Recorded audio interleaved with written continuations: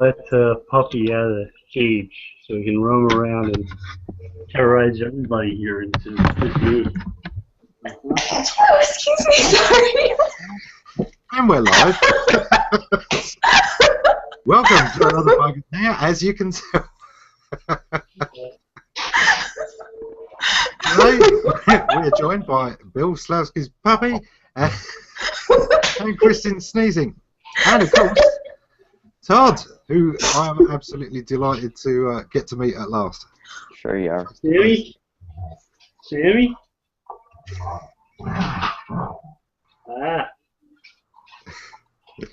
Hey, Bill. Hey? Say hello, and I'll finish seeing where everyone is. Okay.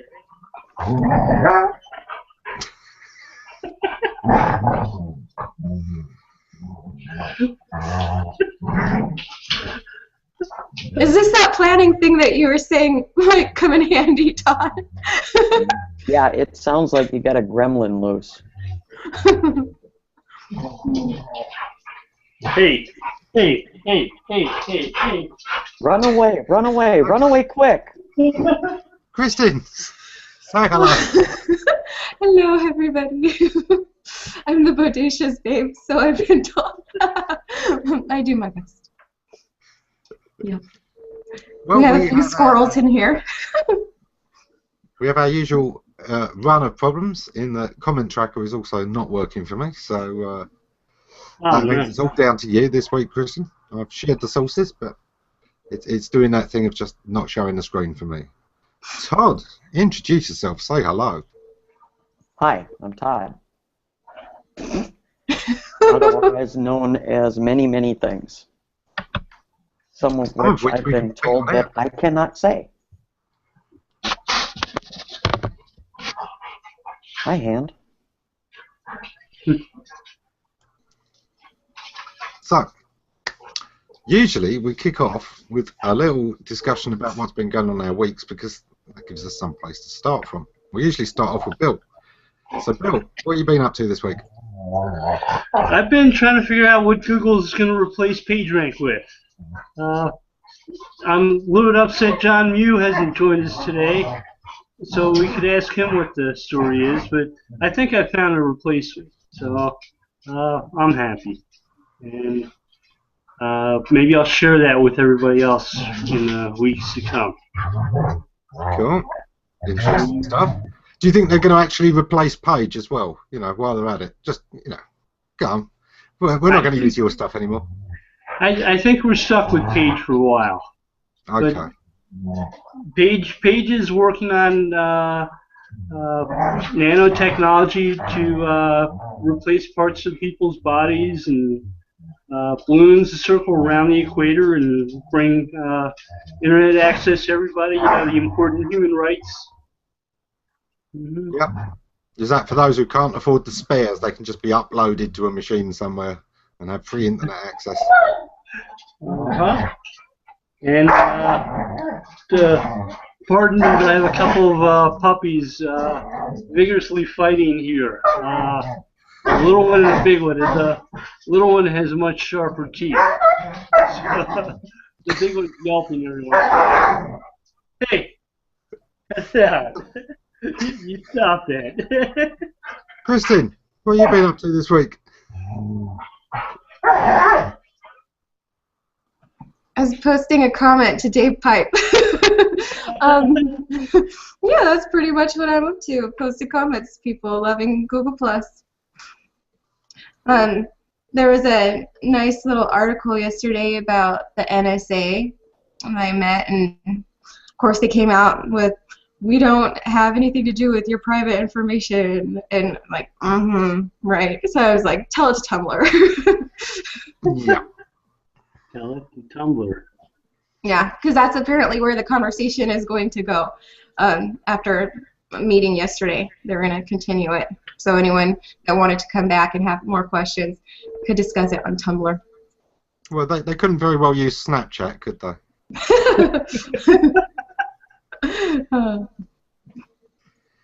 Todd, I know that as a guy who's very interested in writing you must have a lot of thoughts on censorship generally. It must be something that you have to grapple with on an almost daily basis, is thoughts of censorship. So, what's your take? Well, censorship to me has more to do with self-censorship than anything over the internet, because where every barrier goes up, 3 more just are made available. You know, I remember hearing a couple of times in conversations I've watched with you, most recently with Christine DeGraff and Ronnie Bincer, where you were commenting that Google can effectively shut down your account, even a business account, and silence you. Well, yeah, they can. And then you just take your services elsewhere. You know, whether it be Medium, whether it be Twitter, whatever the venue may be, even your own domain. And even if Google decides to not include you in their paging system or their search system, doesn't matter. Bing will. And you can promote yourself that way. So Google isn't the Google gods that everybody takes them to be sometimes. And there's multiple venues. So then it becomes an issue of your own censorship. How do you make your voice heard among 1 billion online now and potential billions? And is a voice even important? You know, to me, my voice is important with my neighbor. You know, the guy who has the key to my house. To my parents when they're calling me saying, "Help, I've fallen and I can't get up." There's an issue of actual relevancy to me. The relationships that are online, even a year, there's some very special people to me that I'll call on the telephone because that relationship is that important. Their insights and their wisdom and their ability to be frank with me and say, "Todd, you're being a or this is really great, but I can't say it in public." Because I can't say it in public, my voice is then quelled, so I appreciate what you're saying. There seems to be a real polarity in our society where people stand on censorship. And I think it's really interesting because the way that I was raised, there just wasn't a question that you should be able to have that freedom of speech. You should be able to be heard. Well, there's always the question. Always. I mean, you walk out your door and there's always that question. And to say that it isn't there is kind of delusional to me. If I walk out and I look at, as an example, a woman, she can look back at me and say, "Well, you're leering at me." Well, no, I'm appreciating that you're a woman. You have hair that caught my attention, or your attire caught my attention.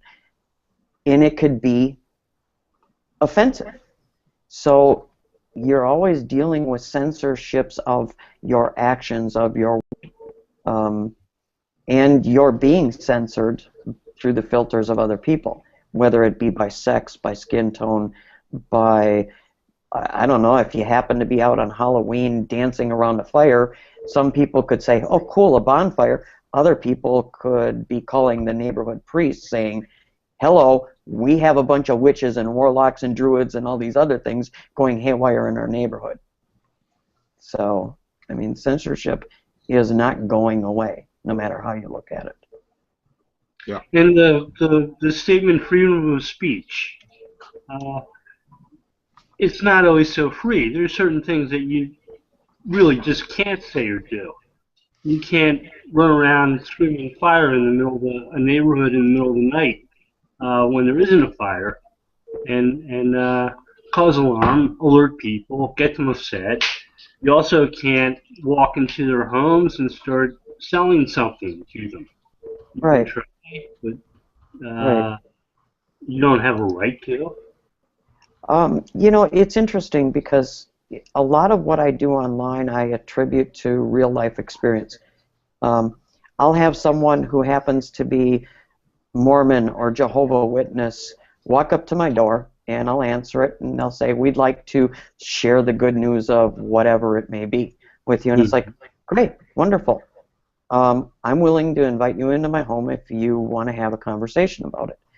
But if you're trying to sell me on something, that conversation will change, because now I can sell you on the idea that I don't agree with you, and this is why. And so again, it comes down to, are they willing to be respectful of your opinions just as much as you're willing to be respectful of theirs?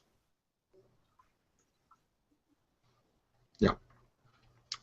I think for me, although there is, the big issue of censorship, and I agree with you, Google can't block you. They can block you from Google, but there's still Bing, and even though the markets are, appear to be different because Bing users use the internet less, I believe there's just as many Bing users as Google users. Mm-hmm. The issue for me is still censorship of the stuff I'm getting, and whether that's the kind of censorship of net neutrality, or whether it's that my search engine isn't showing all of the results that I would want to see. It's applying discernment that isn't in my interests. Well, it bugs me. Yeah, it's early. I mean, you're talking about designs and algorithms that are still in their infancy. They're collecting data. For every search you do, there's also that collected data, what your preferences are. But what if all of a sudden something catastrophic in your life changes your perception? Now this learning algorithm that's used is changing it. Yep. Looks like we might be having trouble sharing the link. Can somebody else put the link in the event? Because okay, there's the link. There we go. It could be there. I don't see it. Yeah, I know exactly what you mean, and yet it's still going to annoy me when I search on Google for something I know is out there. I've seen the thing before, and Google can't find it. Yeah. Yeah. To me, that's always been the one thing that every SEO should aim for, is to be the kind of result that Google looks bad if it doesn't include. That's how you become resilient. Is why did 0800 Flowers or why does BMW or why do some of these other big brands get away with a level of spamming that nobody else would? Because Google looks bad when they're not in the results. Ultimately, that's it. They can penalise them for a few days, but they want them back in the results because otherwise it's Google that looks bad. Well, I had that same conversation or a similar conversation today with Jeff Bond, and he asked me outright, why would Google allow people to talk bad about them? Well, because they need that. Essentially, they need that dissenting opinion, because if they don't have it, then you've got a completely skewed result of everything. And now they're facing things that, as an example, Microsoft faced a decade ago, over a decade ago. You have a whole community in Europe that's saying our legislature is essentially stepping in and saying, we love you as a company, we don't want to get rid of you, but in order for you to do your services in our country or in our community or in our tribe, you're going to conform to our laws. And our laws have spoken saying you do this. And people in the U.S. seem to forget that. I don't know if they forget or if it's just a localized viewing range of what they consider free speech and censorship and what should be worldwide but isn't. I don't know. Yeah, and I think we all struggle with issues of things as they are at home, and shouldn't they be that way everywhere because that's what we're comfortable with. I guess it really is noticeable with the US because so many of the technology companies are there. It kind of gets to be the shared view of one place much more. There's very few essential services to Google that come from Britain or that come from Germany that make Google aware of the issues outside of the US. Almost everyone that Google's dealing with immediately is also from the US, has the same domestic viewpoint, the same domestic issues. But It when must will? be tough. But will that change? I'm tending to think that it's going to change dramatically, and could, with quite literally a flip of the switch. I mean, to count Russia out as an example, or China out as an example, they could change the dynamic of global communication with literally a series of thrown switches. Just as you saw in the Middle East, where countries eliminated free speech by shutting down internet access, what happens if these other countries and societies all of a sudden said, you know what, here we go. We have our infrastructure built. We have our social systems built. We have the equivalents of Google Plus in China. It's just called something else. And now it's open to everybody. That will fundamentally change how people communicate. Yeah. Yeah. Of course, it's one of those things. It is tricky. You know, the internet isn't something that was God-given. It's not something, you know, we were all born with. Oh, look, we've got a new baby. It's come down to Earth, and now suddenly there's millions of miles of fiber optic cable everywhere. That didn't happen. You know, people had to dig this. People had to pay for these crews of people to dig this stuff down. People had to pay for the satellites. People had to invest an awful lot into the internet. And there are times when I hear the internet should be free and want to slap them. There are times when, you know, this was a lot of investment. If this doesn't pay back those investors, which I think we all have to agree it certainly has, but if it doesn't, yeah, of course they're going to take their ball and go home. Yeah, they are. Well, we're joined by a couple of other people now, so let's introduce Omi. I haven't seen you in here before. Can you hear us? We have the visual, we've got no sound. There's text. John, unmute, say hello. Unmute yourself, John. Okay. There you go. Yes, I know. I was trying to be a good citizen and not let the noise from the background interrupt things, and then I forget that I turned myself off. Yes, how's it going? Going well over here. I rushed and got myself organized so that I could attend. I love the conversation here. I've been deep in e-commerce repair land. I've been doing a lot of e-commerce repair kinds of things for companies, and I've been actually very busy in that area right now. There's a lot of people getting their e-commerce integration screwed up because of inexperience, and you know. Anyway, so I'm busier than a one-armed paper hanger in that area right now. Are you using schema much? Are you setting up schema?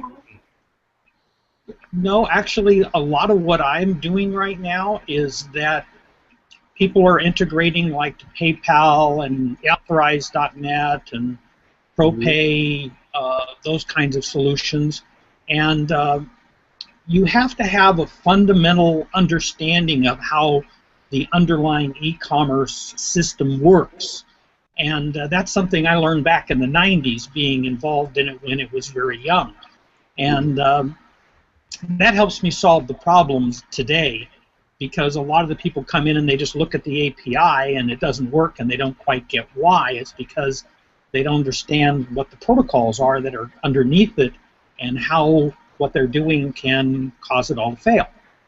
So that's where I come in. That experience from 10, 15 years ago, you know, allowing me to solve those problems for these people. So it's tackling the fundamentals. Yeah. It comes back to the underlying protocols, the underlying system of how the communication between your gateway and your processor and your credit card company and how that all works. that's where a lot of problems occur that people don't understand. So that's where I come into play. Yeah. Which always then feels to them like censorship. You know, why does this have to be so hard? Why do there have to be these protocols? Oh, yeah. Oh, I get that statement all the time. Why does this have to be so hard? Why can't they make it easy? Well, you know, it's technology, and there's certain aspects of it that will never be easy, I guess. You know, you can get in your car and you can drive your car for quite a while, but when it finally fails on you, you need to be a little bit of a mechanic to continue going, unless you happen to have a mechanic sitting in the car with you. But if you don't, you're sitting on a lonely road by yourself, and you're screwed, basically. I always, you know, sort of point to children, and if they're of an age where, you know, they'll have kids, or know they've got kids, I say, well, think about how long it took your child to learn the protocols of communication. Mm-hmm. This is easy by comparison. This is something you can pick up in weeks rather than years. So, you know, you've just got to understand that the protocols are needed to make it work. Wait a minute. Wait a minute. John, I don't understand. I just came home from Barnes & Noble's this morning with an ebook, or with a book that said E-commerce for Dummies, 101 Ways. You know, that silly thing cost me $19.95, and I don't get a rebate. What's the deal here? Well, you know, maybe 50-60% of the time everything works great. Like when you get in your car and you turn the key on, it works great most of the time. Mm-hmm. But then when it doesn't, then you call me. Okay. Or when your car's only going 5 miles an hour and everybody else is driving past you, and you figure you may have something set up not quite right. Then you call John.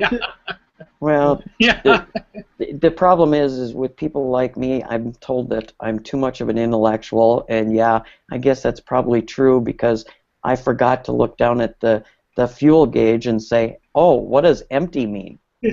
So. Which is great. Happens all the time. Common sense proof gone. There is always a danger of overthinking things. Yeah. That's something I see online, you know, every day. I see people overthinking their websites. I see people overthinking their social media strategies, and I see people, of course, overthinking, you know, even one single conversation sometimes on a social network. You just think, no, just do it. Just stop thinking about what you're trying to communicate and actually communicate. Let's see what Kristin's got here. Denver says, oh, being active with PrestaShop community about schema. I found the attribute category. And writing about psychology. Okay. Well, you know, there are several levels here. You know, Denver's talking about the shopping cart. The shopping cart. I generally operate at a much deeper level in terms of I don't usually deal with the UI shopping cart part of the problem. I deal with talking to the payment servers and talking to the recurring billing system or that kind of thing. So I'm really doing what you would call internet programming as opposed to web programming. So there's kind of a difference there in where I come into play, which is why schemas doesn't come into play with what I do, because I am using sockets to talk to servers and communicate with XML and that kind of stuff. Yeah. So that's where I kind of come in, and that's why schema doesn't enter into what I do a lot of times. Though I do the other too. It's just that I particularly get called in to fix that low-level area. The shopping cart works until it tries to actually make the payment. Then it fails. That's when I come in. But you wanted the money as well as the customer? God, really? Yeah. I know. You actually want to get paid? Oh, okay. Exactly. I mean, this is the thing with Todd as well. Todd, look, the book said it was for dummies. You're not a dummy. It wasn't for you. It's your fault. Yeah, it's my fault that I drove to the bookstore to buy the thing. I would have been better off buying War and Peace. It always amazes me that the For Dummies series worked. Because you would think that a lot of people would sort of self-select and say, I don't want the dummies version, I want the version that's actually for regular people. It doesn't have to be for geniuses, but I want the version that isn't Janet and John. But apparently not. And it's clever, but it's always kind of made me wonder.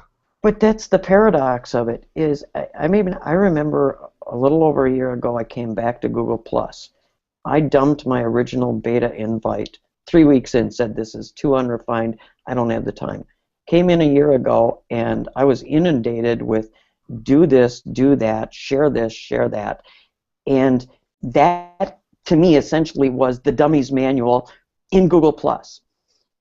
And after a couple of months, it was infuriating because it's like, no, I can do better. I want different. I want to explore something.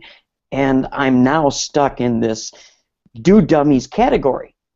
Do dummies works. It fundamentally works because just like a child, you learn ma, pa, hot, no. Well, after 2, once you've mastered no, it comes to me. When you hit age 3, it's me. Me want, me do, me centric. And that's how everything just changes. Yeah. Yeah. I wouldn't say that before. I think almost what's changed, and again, it's one of those real contrasts, isn't it, is that they're very me-centric up until 2. It's when they hit 3, there is the concept of others, that maybe others want things, so they learn to actually specify me. Yeah. In context of the fact there is now a bigger whole. Right, and how me relates to you and to the world. And it's a weird dynamic. I mean, sometimes a selfie is seen as narcissistic. Other times it's like, well, that's a good photo. Sometimes an opinion is seen as you shouldn't have an opinion because you're offensive, and other times an opinion can be, you know, that really, I feel the same thing. It's odd. It's just odd. That's almost bringing us back full circle to the self-censorship thing. I'm with Voltaire, although of course Bill and I had discovered already that the wiki said it wasn't Voltaire. And it's Wikipedia, so it must be correct. I would defend to the death your right to say something that I don't agree with. Right. I like the ability to get criticism, and I want more honesty. I want people to not be just worried about my feelings and saying nice things that aren't true to get my vote, my smile, my cooperation. I want to know what's going on, because without accurate information, nothing else we do has any accuracy or validity.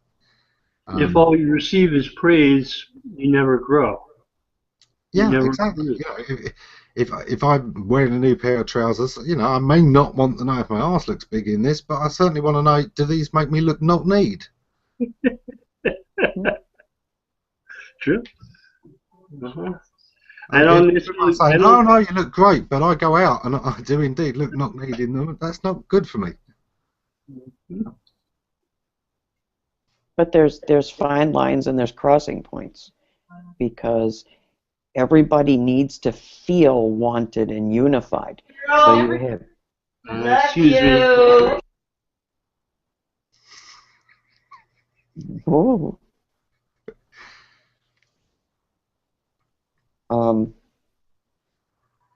I want to be a part of a community. I want to be loved by my neighbors and my friends, and yet in the same respect, it's like, if my neighbor who happens to be of this faith continues to contribute to an organization that does, in my opinion, dumb things, I'm stuck in a problem, and all of a sudden we're not so good neighbors. Yeah, I must admit, I don't worry so much. Maybe it's the curmudgeon in me. I don't worry so much about being liked by people, but I want to be disliked for the right reasons, not something they've made up. You know, if they're going to disagree with me, I want them to disagree with me because they understood what I said and not disagree with something I didn't mean in the first place, and that they've only just read into it. But what happens if they can't express it in a way you can understand it? That again becomes a problem. Yeah. Some people will speak with an education level that is a high school graduate. Some people will find it offensive to have to do that because they've spent 15, 20 years building their education, and they're proud of that. So their barriers are there, and it's a challenge. I think that it comes down to a little bit of pride right there, and pride goeth before the fall.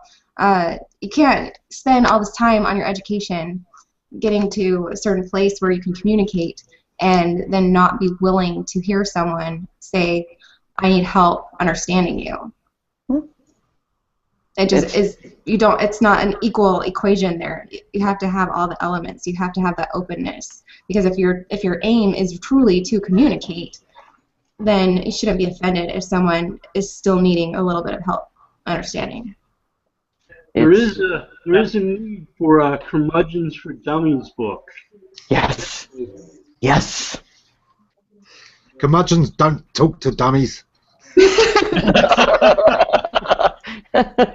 Yeah, curmudgeons don't suffer fools lightly, is what I always say. But still, one of the big eye openers for me in over the years has been teaching. The experience of teaching is always very humbling because you come to a point where you're realizing that you're not communicating, you're not explaining something.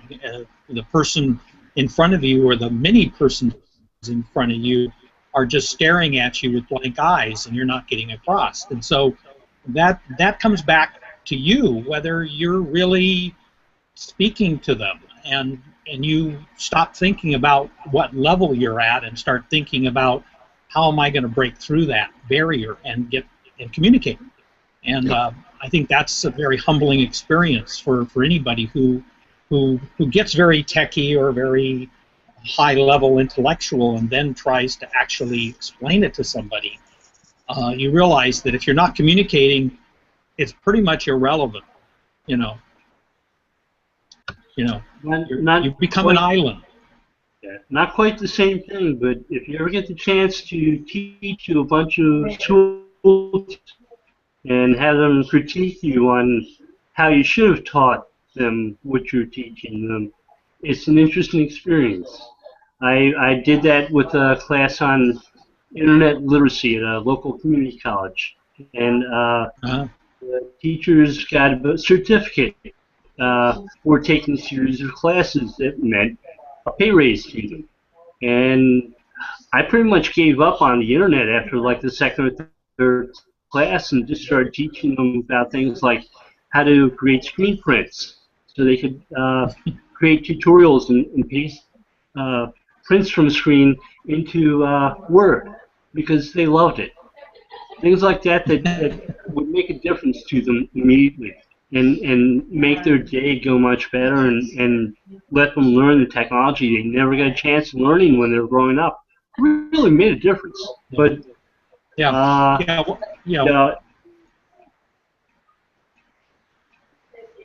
that's great, because one of the things that I learned in teaching was the first thing I try to do is get people excited about it. And you do whatever you do to get them excited. If it means, like for me, I taught marine science way back in high school. I brought the crabs and the starfish and the lobster and the octopus in the room and got them excited about it. We had crab races where we raced the crabs across the room to see who would get there first. And once they got their excitement, then you could start talking about what an arthropod is and where it fits into the scheme of things. But until they got into the animal and they really thought this is cool, none of that would have mattered. And that's kind of what you're saying. You know, they had to start playing with the technology and actually seeing, hey, I can do something with this, and it's important for me to do something with this. And oh, by the way, now I would like to understand a little more about why and how this works. Mm-hmm. And suddenly you've got their interest, and they then want to go deeper. And they go deeper because they're excited, because it means something to them to go deeper. And until you get to that point, it's kind of irrelevant. If they're not excited about it, they won't want to go deeper. If you start deep, you lose them. That's absolutely true, and it's where in the web, social media, and all forms of internet marketing, we're always telling people, tell the story, get their interest, get your passion out there to connect with people, because if they can't see anything interesting in this, they're not going to read through these facts. They're not going to be interested in your product unless you've shown them A, how it relates to them, or B, how exciting it is for you, and therefore gets them interested in, well, why is this so exciting to you? I want to know more about this. Why are all these people interested in it? Why are my friends following this person? Those kind of hooks are essential. Otherwise, there's just nothing there. I love the word that you're using too, relevance versus irrelevance. That's just so key. If you can make something relevant to someone, then you got their interest. If you can make it something that they can use, apply to their own lives, then you've got them. Like what you're saying, the hook. Yeah. It's one of those things, everything that you're doing, it either relates to them or it doesn't. And when we talk about relationship, I think there's this belief that it means, we have to make buddies of everyone. And actually, I'd take that, a step back and say, actually, it just means you've got to relate to them. It means you've got to understand their needs and help them understand how you relate to their situation, how your product relates to fixing their issues. Because otherwise, it's kind of waving this thing. Oh, this is the answer to what? Here, 42. That's the answer. What do you mean 42? Yeah, you didn't understand the question properly. Sorry. If I'd known it was that easy to get Todd to corpse, I would have told 42 ages ago. Oh my God, that's so funny. 42, 42, 42. That's like a squirrel moment. I'm sorry. Let's see if another number works. About 76. No, nothing. Okay, just checking. No, you're going too intellectual. The one that always works is to just look them in the eye and say 69. Okay, now you did it. Someone mute me. Bottom level humour, relationship, every single time. So, I've got an interesting one. What's the worst piece of marketing you've seen this week? Why? What was the thing this week that made you go, God, no? Go on, anyone, who's first? Does it have to be marketing? Can it be like something that they wrote? Oh, definitely. Okay. I love David Amerlin. There's no question about that. Today I saw him post this thing on, oh gosh, can't think of what it was called, but it was like comparing service with restrooms. And I was just like, wow. And then it towards the bottom of it, it said bottom line, and I was just cracking up. I was like, oh my gosh, this is just too funny. So there we go. There's mine. That's probably the next book, though. Mushroom Marketing for Dummies. There you go. Have you ordered your copy yet, Todd? Oh God, yeah, I'm gonna need more. I'm definitely gonna need more.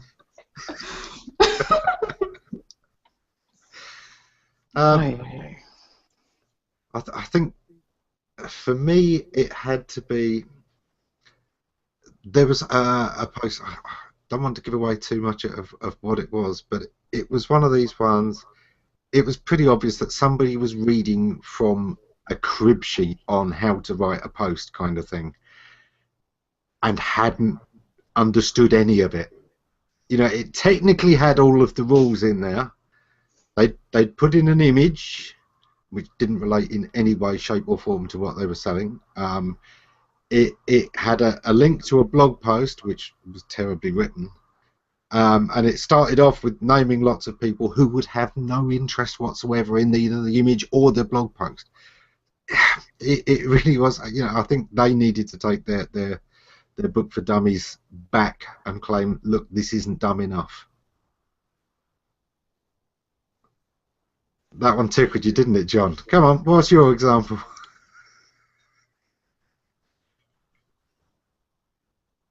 Wow, he's just red. He likes it when I get curmudgeon. He's forgotten to unmute again. There we go. I've got to unmute myself. But you have to hit the screen first before the image comes up before you can unmute yourself, and then it doesn't respond right away. And it's just that your statement that's not dumb enough just really hit home. I'm sorry.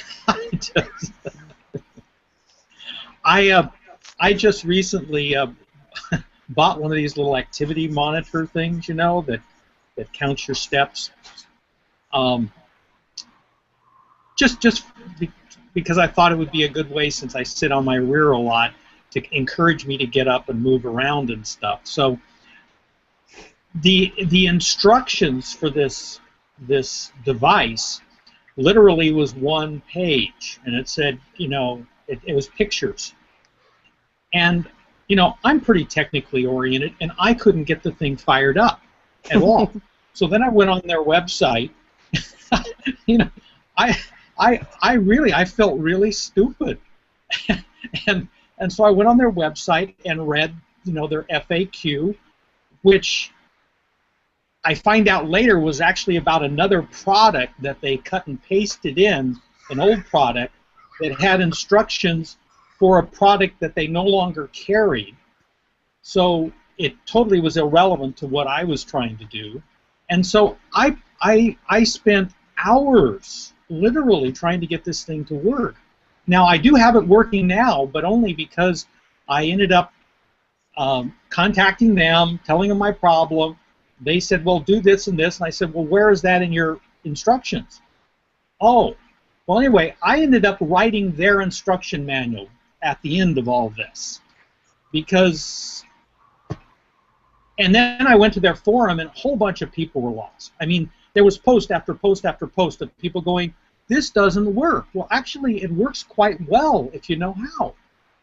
But it was like, I couldn't believe that a company would, screw it up so badly on something that really, they tried to be too simple. They tried to make it so simple that, you know, the phrase I think of, if you make something so simple that only an idiot will understand it, only an idiot will understand it.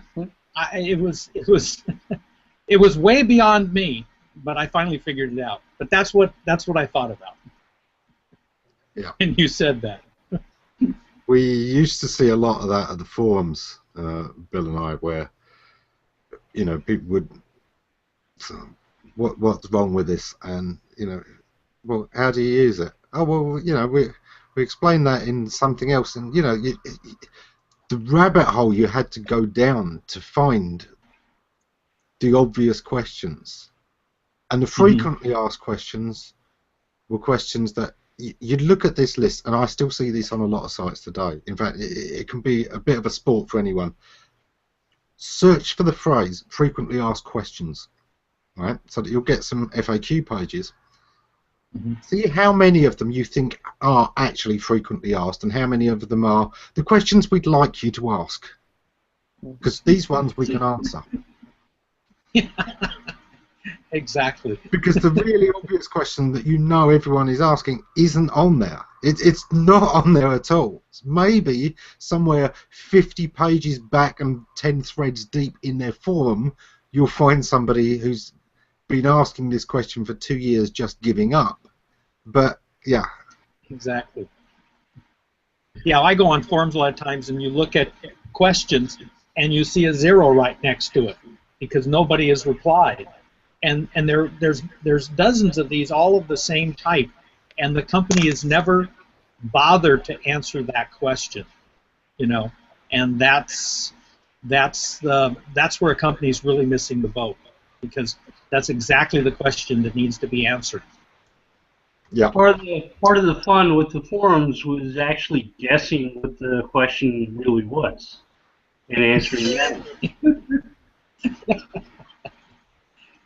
Yeah, that's a talent in of itself. You're right, because I used to do through the '90s. I did tech support for Borland on for their products on their forums, and I actually got quite good at reading between the lines and actually figuring out really what their problem really was, and basically ignoring their question and answering the real question that they really needed answered before they could ask the question they just asked. So it was kind of I learned a lot about teaching that way too. Is kind of reading between the lines and looking deeper as to what was really hanging them up. Because, I worked for a courthouse, and when we had problems with our computers, we could either fix them ourselves, or we could call the Judicial Information Center people. And the times when I had to call the Judicial Information Center people, I'd go into a monologue of all the things I tried to do, and give them a list of about 20 or 30 of them. And inevitably, they would start with, okay, so take the machine you're working on and unplug it, and count to 30 so that we make sure it cools down before we try it again. It's like, really? You're telling me wait till it cools down? Okay. By the way, I'm working with 2 different computers. They're in 2 different rooms, and the only connection between the 2 is that they share a hub. So, hub is probably broken, in my opinion. But you can send a technician here, but otherwise, I'm not going to be replacing the hub. I don't have any spare hubs. That reminds me of the old tech support story that was very popular back in the '90s.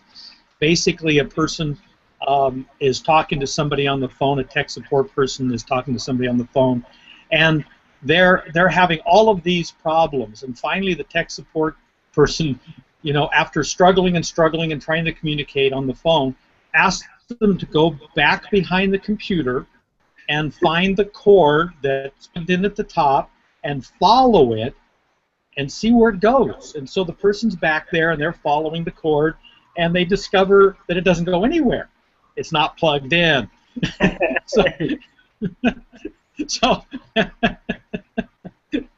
So the tech support guy says, okay, I have a solution to your problems. Do you have the box that your computer came in? The person said, yes. Okay, go get it. So they get the box. They say, okay, now pull all the cords out, put it in the box, put all the cords in there, wrap it up, tape it up, and send it back to us. You're too stupid to use this machine.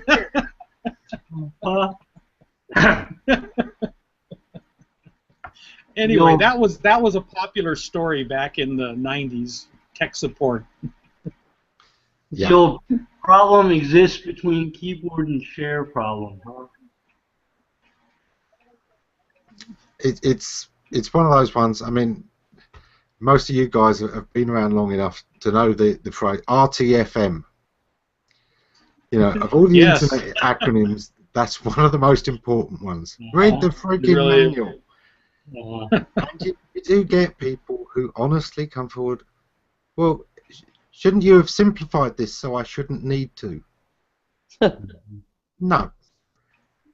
there are certain things that are dangerous for you not to know how to use.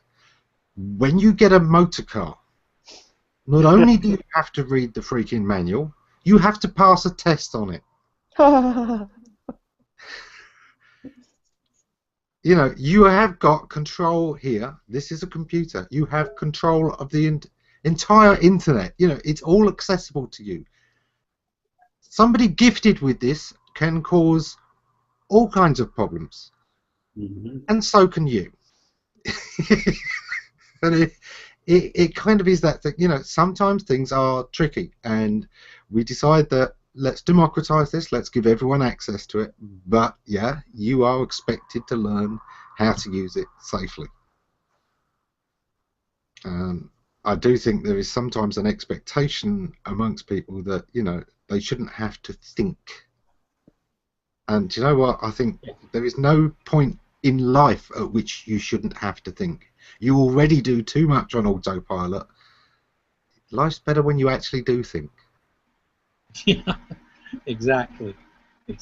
Yeah, it's like the instruction manual for my little activity, 1 page with 3 pictures on it. That was it. That was the whole instruction manual. And I'm sure that their marketing was extremely proud that they had it so simple. We have reduced the instructions to 1 page with 3 pictures and no words. Not a word on the page. So, except it didn't work. Yeah. Which is another thing, you know, the difference between what we intend and what actually comes across. And of course, we see this in social media a lot. And we see this on websites a lot. You know, well, I put it there. Yeah, I can see that you intended to explain. You haven't thought about it from the other viewpoint. It's all out and no thought of what's actually being received at the other end. Yeah, and sometimes that can be very hard, and you need somebody else to look at it too, because you get in your own little tunnel of what something means or how something should be explained. It's very good to have somebody that is not as, I mean, Marilyn, my wife, is constantly reminding me to explain it a little differently. In fact, I have a little card thing that my daughter gave me many years ago that said, "Explain it to me as if I was a 4-year-old." And I used to have it posted up on my wall. Matter of fact, I still have it as framed over there. That she wrote to me, and it's a good reminder.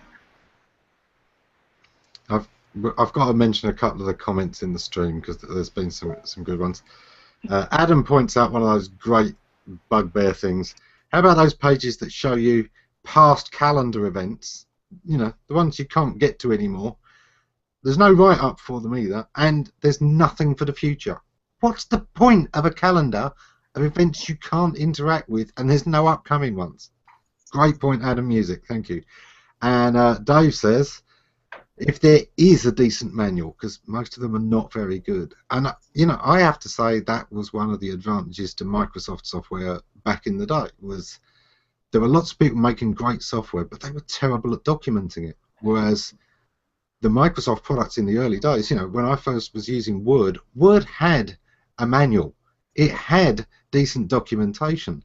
And some of the open sources may have been able to do all of the same functionality, but to find out how to do it, man, that took forever. Was, you know, Microsoft had its little help, and I do mean the days before they tried to have a bloody paperclip telling you.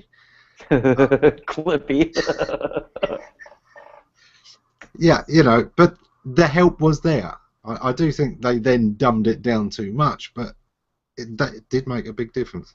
And finally, Adam Music. Everything I learned about driving a motor car, I learned from NASCAR. Turn left!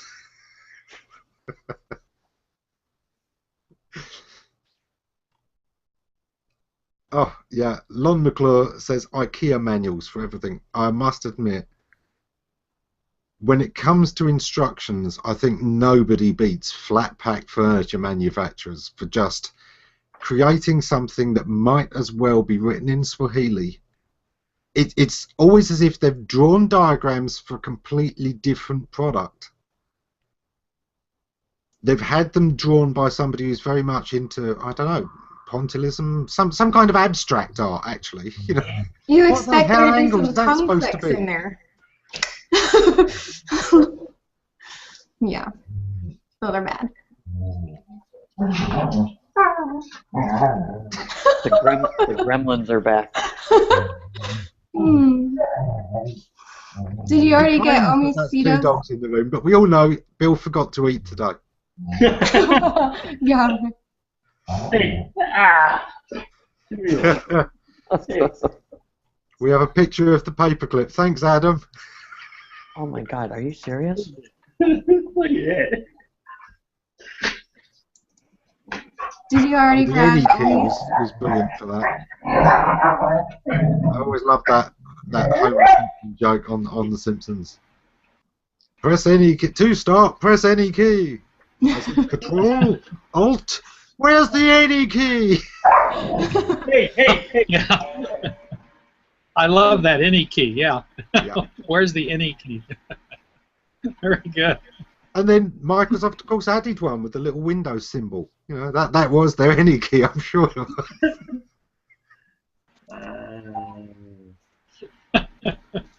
Yeah. You know, I never cared much for that paper clip in the Microsoft products because it kept popping up all the time. I finally had to turn it off. Yeah. And somehow there was just something freakily annoying about the very look of it. It didn't come across as cute as they'd hoped. It just Yeah. seemed annoying. Too cartoony, Well, does anybody? maybe. Yeah. Does anybody remember the software Microsoft did? I think it was called Bob or something like that. God, it was so long ago, Oh, and that man. really bombed. Yeah. That they created something that was Bob would pop up and start helping you and pointing to things, and that really that's where it really went over the top. It really didn't do well. So I mean I know what they were trying to do. They were trying to really make it easy for non-technical people, but it didn't work. Tim Longwell. You know what I think I think what happened used to carry was stickers with any key printed on them, and he'd stick them to the space bar of customers' computer. I like it, Tim. there you go.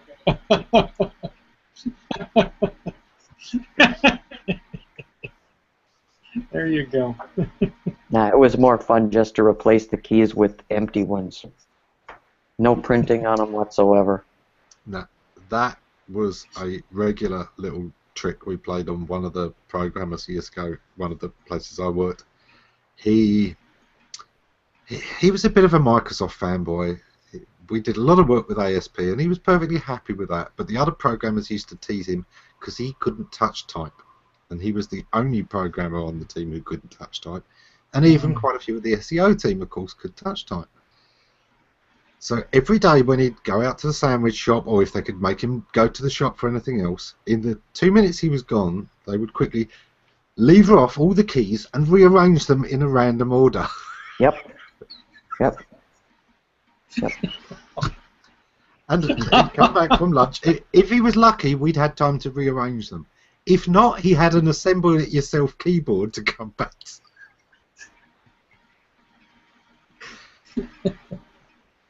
Yeah, that's geek humor That's for you. good. Yeah. You guys are evil. Well, the other one used to be to just quickly go into settings and change them to a foreign keyboard layout. And I've got to say, you Americans, that works wonderfully on.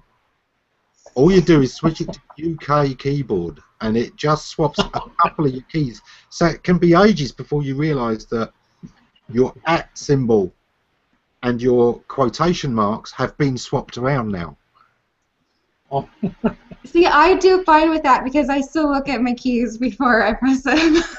So you can't fool me. But this is just on your settings, so that'll be in the wrong place now. It'll take you ages to find. UK keyboard, Shift 2 is quotation marks. I'm just saying I'm slow as an American, too, with my keyboard. I don't think it would take me that much longer. I'm just slow anyways. John Mueller's just come. He said he lost a keycap like that once. Yeah, I can imagine. And then we had the hardcore one who brought in a Dvorak keyboard. Now Dvorak is. I remember those. I like them. Most people are used to the QWERTY layout of the keyboard. Dvorak was built for speed. Yep. The keys are in the order of the way you are most likely to need the letters. And that thing, you know, he reckoned he was faster on it, and he probably was.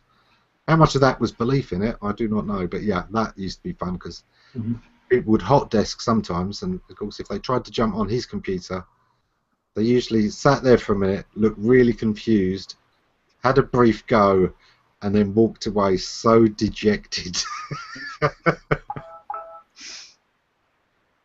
I see that Tim put up. He's talking about using the CD player for a coffee cup holder. I've heard that story too. That's really good. Where the customer pops out the CD player and it has the hole, and they put their coffee cup in it, and they didn't even realize it was a CD player. They thought it was a coffee cup holder. Well, caution, contents may be hot. Yeah, well, we are on the hour, so I think we've got to call it off for this week.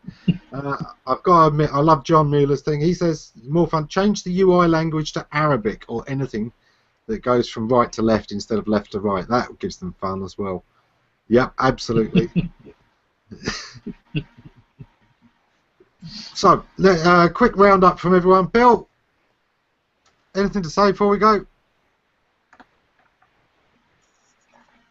Anything to say without being muted?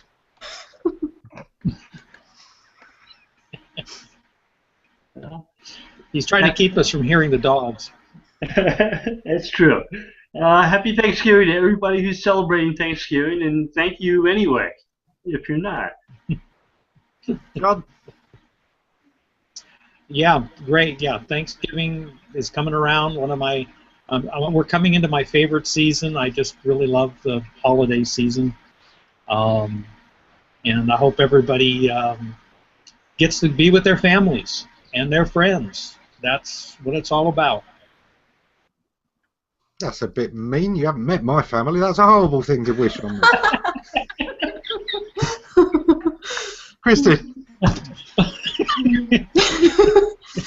Okay, yeah, happy Thanksgiving. 'Tis the season to be with those whom you love, whether it's family, friends, your dogs, your turkey, or pumpkin pie, doesn't matter, just be in the season.